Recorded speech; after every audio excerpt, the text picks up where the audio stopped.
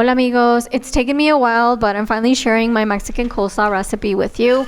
It is such a delicious treat that is so easy to make. As you can see, it's just mixing a bunch of vegetables. We have red cabbage, carrots, some jalapeno or serrano, some spring onions, and then you just toss that until it's nice and well combined, and then season it with some salt and some cilantro. Again, you're gonna mix that up, and the dressing is made with plant-based mayonnaise and Mexican crema and lime juice, and it's such a creamy, crunchy texture that is perfect on tacos as a side to just like anything you'd like, really. And I mean, I eat it like on its own. It's so delicious. And then you're just gonna combine that until it's nice and well combined, and refrigerate for at least 30 minutes before you serve it. And I promise you that you are going to devour this Mexican inspired coleslaw.